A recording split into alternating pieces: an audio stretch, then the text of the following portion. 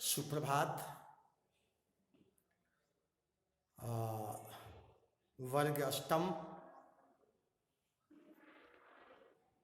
हम लोग इससे पूर्व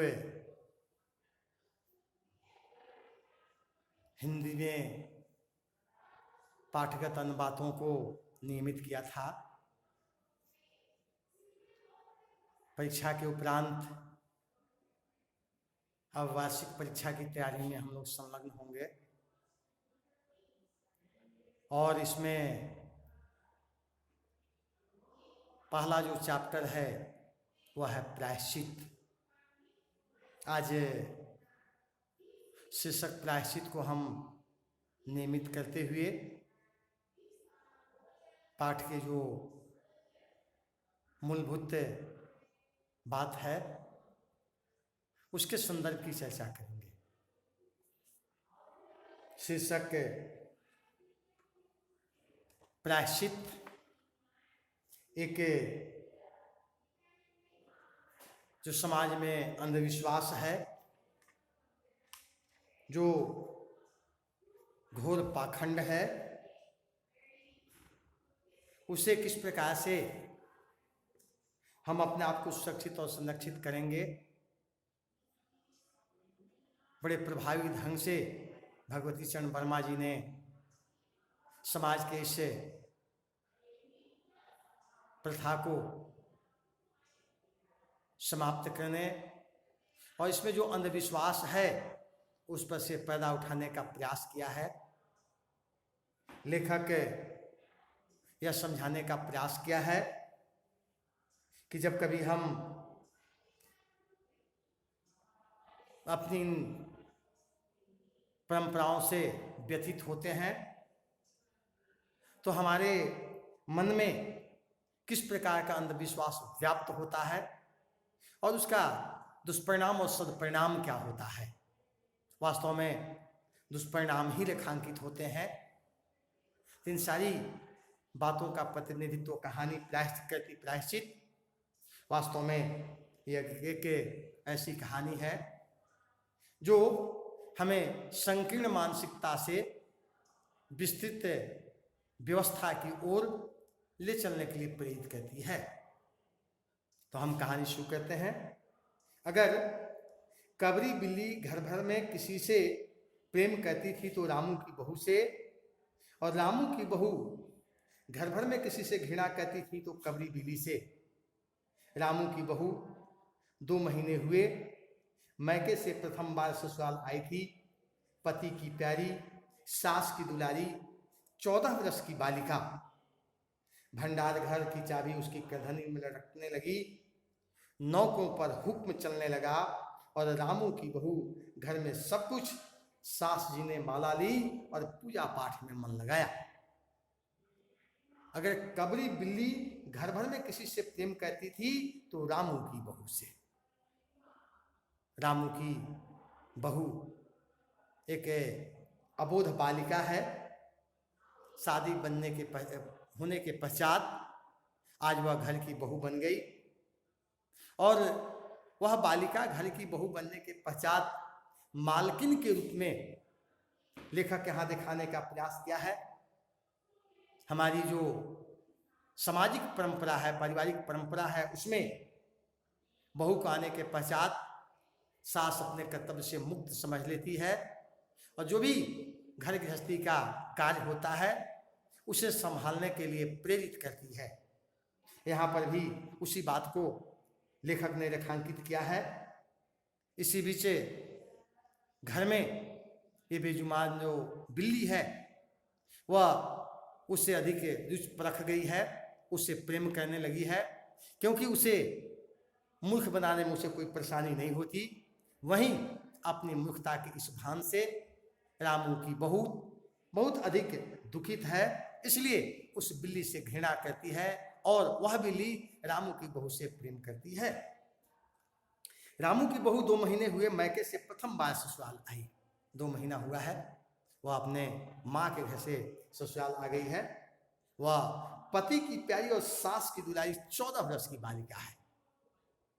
अल्पकाल में किसी की शादी हो जाए, विवाह हो जाए और यह परिणाम पुष्ट हो जाए कि वह बालिका बहू बन गई, शादी के प्रमाण से ही वह प्रमाणित हो गई बहू के रूप में, तो यह हमारी भूल है। शादी होने का मतलब 10, 12, 14 वर्ष में ये नहीं है कि वो उसका परिपक्वता, पारिवारिक परिपक्वता, मानसिक परिपक्वता आ गई है, ऐसी बात नहीं है।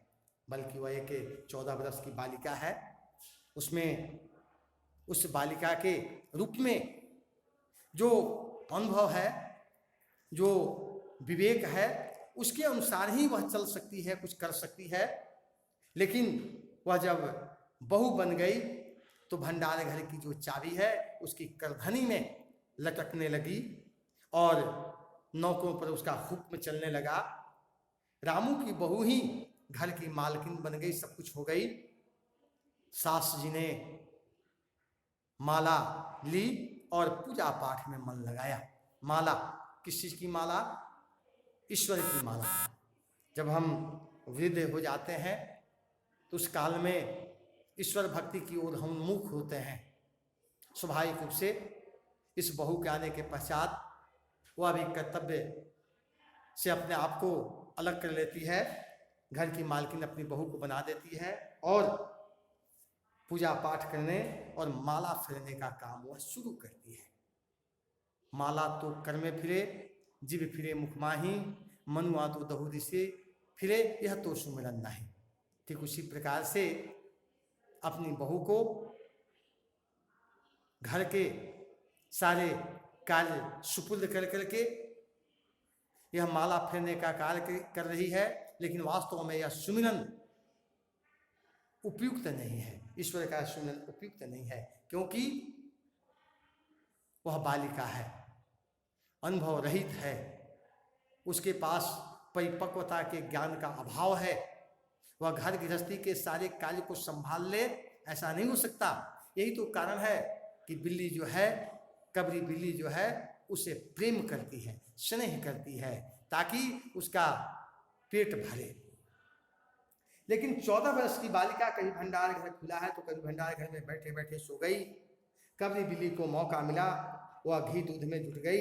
रामू की बहू की जान आफत में, और कबरी बिल्ली के पंजे, छक्के पंजे दूध ढककर मिश्रानी को सामान देने गई। दूध नदारत, बहू का खाना पीना मुश्किल हो गया। उसके कमरे में रबड़ी से भरी कटोरी पहुंची। रामू जब तक आए तब तक कटोरी साफ चटी हुई। बाजार से मलाई आई, जब तक रामू की बहू ने पान लगाया मलाई गायब। रामू की बहू ने तय कर लिया, या तो वही घर में रहेगी या फिर कबरी बिल्ली ही मोर्चाबंदी हो गई। और दोनों सतर्क। बिल्ली फंसाने का कटघरा आया, उसमें दूध, मलाई, चूहे तथा बिल्ली को स्वादिष्ट लगने वाले विविध प्रकार के व्यंजन रखे गए, लेकिन कबरी ने उधर निगाह तक न डाली। वास्तव में दोनों का अपना अपना विवेक है। 14 वर्ष की बालिका होने के कारण, अनुभव रहित होने के कारण, कभी वो भंडार घर खुला छोड़ देती है, कभी वहीं बैठे बैठे सो जाती है। इस प्रकार से कभी बिल्ली को अच्छा मौका मिलता है, मौका मिलते ही दूध घी पर वह जुट जाती है। और जब वह सब कुछ सफा चट कर देती, तब खाने पिलाने के समय में दूध दही नहीं मिलने के उपरांत सास के द्वारा, अपने पति के द्वारा कुछ न कुछ मिलता था। जब बहू जुट गई, रामू की बहू की जान आफत में, कबरी बिल्ली के छक्के पंजे, वह प्रसन्नचित होती, खाती पीती, दांव पेच वह समझती और उस हिसाब से सब कुछ अपना कहती। दूध ढककर मिश्रानी को सामान देने गई, दूध नदारत, बिल्ली खा पका गई। इसके बाद जब तक वह कटोरी साफ कर जाती, उसके कमरे में रबड़ी से भरी तो कटोरी पहुंची, और रामू जब तक आए तब तक कटोरी साफ सटी हुई। जो भी कुछ रहता था वह सब खा पका करके समाप्त कर देती थी। रबड़ी का कटोरी घर में रहे, वह कुछ सामान देने गई, रामू का वह खाना भी वह खा जाती थी। रामू की बहू ने पान लगाया, मलाई गायब। रामू की बहू ने तय कर लिया, क्या तो वही घर में रहेगी या फिर कभी बिल्ली ही। स्वाभाविक रूप से इस प्रकार से वह तहस नहस कहती हुई, परेशान और व्यथित कहती हुई कभी बिल्ली से काफी परेशान थी। अब उसने निश्चय किया कि या तो कभी बिल्ली घर में रहेगी या तो मैं ही घर में रहूंगी। दोनों के तरफ से नहीं, इस बात की प्लानिंग हो गई, योजना बन गई और दोनों सतर्क हो गए। बिल्ली को फंसाने के लिए कटघरा आया, उसमें दूध, मलाई, मिश्री, बिल्ली को स्वादिष्ट लगने वाले चूहे जैसे स्वादिष्ट चीज रखे गए, लेकिन इस विभिन्न प्रकार के तत्वों पर कभी कबरी बिल्ली की निगाह भी नहीं जाती थी। तो आज इतना ही, फिर अगले क्लास में इसको नियमित करेंगे। आपको धन्यवाद।